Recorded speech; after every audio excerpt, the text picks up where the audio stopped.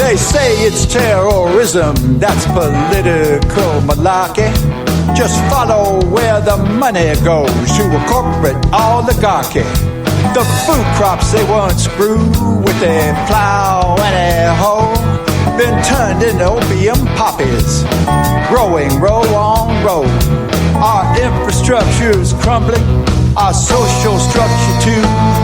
It's a corporate scam, they don't give a damn while screwing over me and you.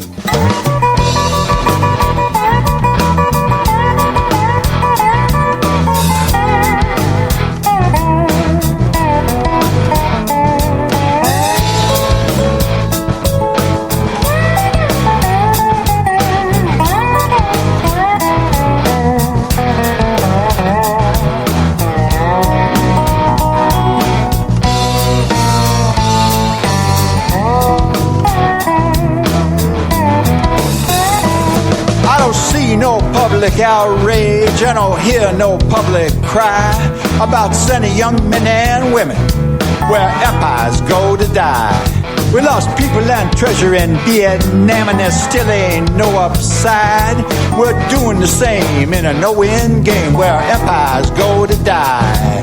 It's a new world order agenda with a demonic rising tide that wants. You can advertise your business on Night Dreams Talk Radio, and you will be heard worldwide.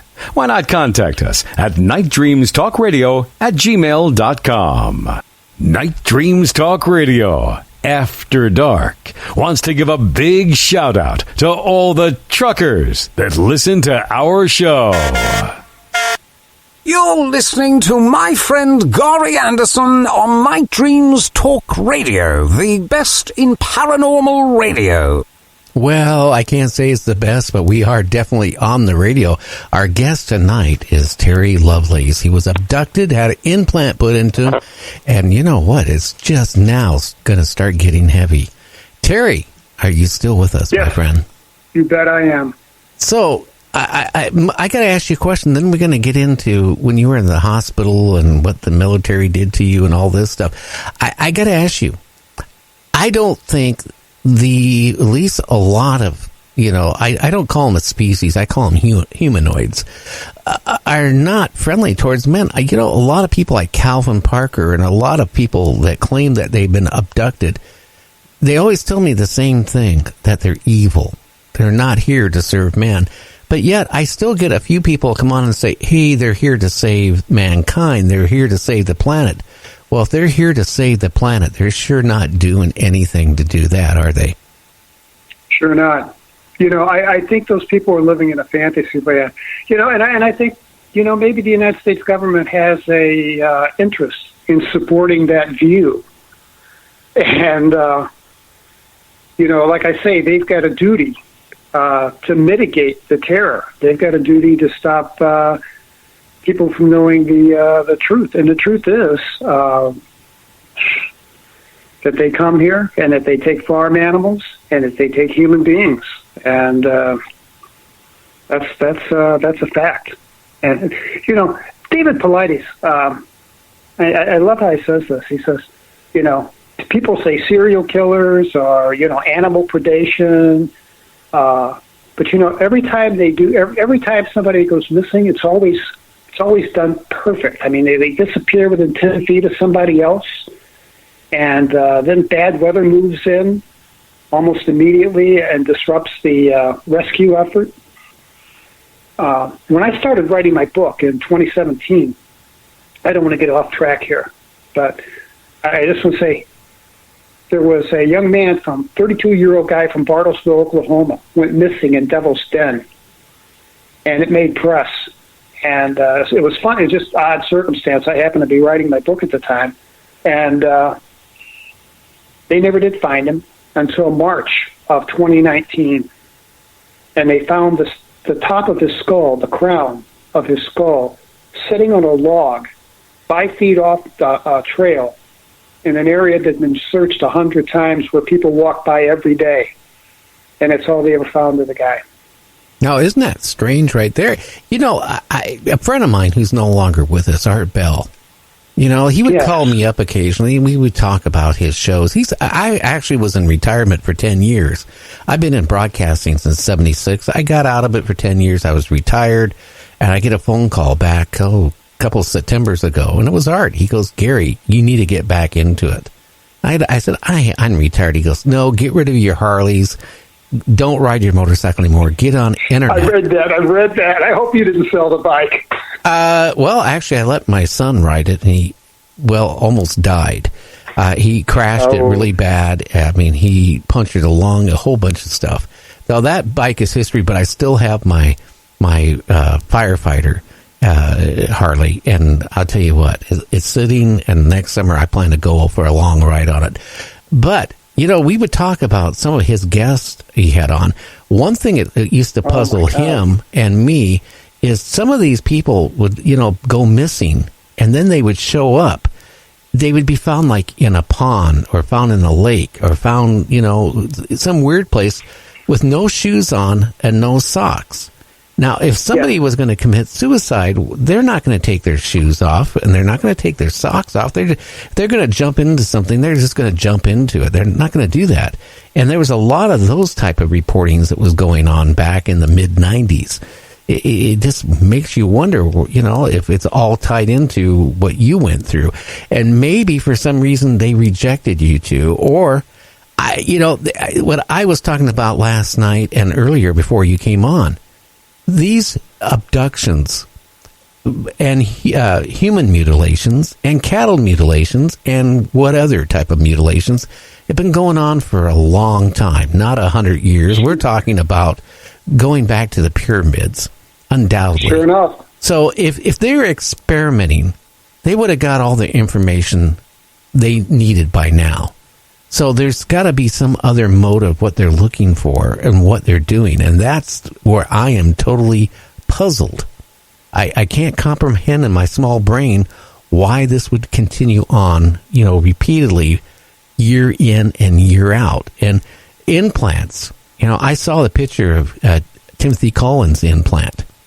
And, the lab report said it was compounded with silver and other alloys, but it was the silver that it could have never been compounded with these other alloys on our planet. Yeah. It's weird stuff. Yeah. Yeah. Did you see the thing in my leg?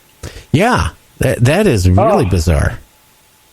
Well, I had never intended to tell this story. I mean, I was just going to take this to the grave. And in 2012, our situations really are parallel. I went to the ER. I had an X-ray. Text says, "Hey, Mr. Robles, how'd you come up with a piece of metal in your leg?" Mm-hmm. And I said, I don't have any metal in my leg.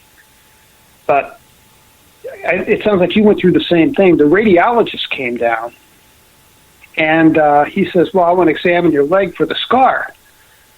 And I said, "Doc, I ain't got a scar there." And he says, "You have to have a scar there because this item with the two wires on it couldn't get in deep into your skin, violate the integrity of your skin, get down into your fascia without there being a scar. There's always a scar." And he looked at my leg, and he was disturbed. He says, "You don't have a scar." I said, "Yeah, told you."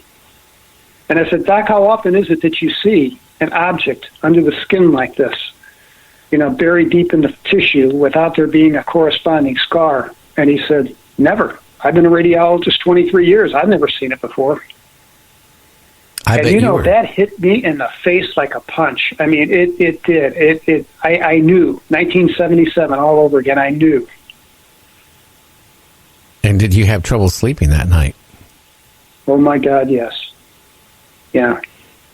Now, have you been able to, even as time goes by, remember more and more what happened to you? I have, and I've had a couple of hypnosis sessions, and those were really frightening and remarkable. I'm working on a second book about them. I have another hypnosis session tomorrow. And what's come out is that they took me when I was 4 and 5 years old. And he would take me, and I'd be in this big round room with a gray padded floor, and there was a woman there that we called Sue. And I remember there was an Asian woman from Japan who lived in our neighborhood. And all us neighborhood kids, we called her Sue. That was her name. And this entity that was in this room with us kids reminded us of Sue. So that's what we called her. And there were 8 of us, same kids. I'd love to hook up with them today and find them. I wonder if they'd remember, being there. I certainly didn't remember. I remembered seeing this flying saucer when I was 8, and when I was 11, I saw another one. But this happened when I was 4 and 5 years old. And we would sit around inside this thing, and I don't remember ever taking a potty break or anything like that. And we played with these geometric forms. And she was always trying to get us to move them with our minds. And she talked to us telepathically. And it was crazy because we could hear crystal clear in our heads, and we could talk back to her with our minds. And I remember one day asking her, said, Sue, why can't we talk like this back home? And she said, because you're not ready yet. And I thought, oh, man, I got to wait till I'm 5, So, and what do you think? It was a crazy. What do you think their motive is? What do you, after you gone through all this, and then we're going to get into the hospital thing, and then I think James has some questions to ask you too, because he's just dying to ask you. Sure. I mean, overall, what do you think is going on? I don't know. I know this. I've got probably 50 pictures of UFOs that I've taken in the past 5 years. And I could send you some if you'd like. Oh, I like to see them. Yeah, please do. They're crazy. You'll get a kick out of them. And we had right after I published the book, we had a span of about 14 months where these helicopters, I know this sounds cliche too, I hate to say it, but it's true. These helicopters would come flying over our house. And my wife is like, what's up with the traffic copter, And like, I don't know. So I went outside and I started taking pictures of these helicopters, and I was able to classify them. They were either Roberts helicopters or Airbus 350, or they were military. They had no markings on them whatsoever, none, and tinted windows. And they would buzz our house. So I'm taking pictures of these things, and then I put them up on my screen, and there's UFOs in the background. Interesting. I wonder if they were UFOs, manipulating, what do you call it? Shifting into a form of a helicopter. Shape-shifting. Could be. I mean, yeah, I don't know. I wish I knew. As a matter of fact, the Dallas Morning News from March 29th, 2019, there's a segment in the back section of the back of the paper that says, why are there so many military helicopters flying over Dallas? And then I live in Garland, which is a suburb of Dallas. And in the first paragraph, it rephrases it and says, why are there so many military helicopters over Garland? Oh. And I wanted to say, I know why, they're at my house. Yeah, I would get nervous, in a situation where you have one right above your house and this, hovering.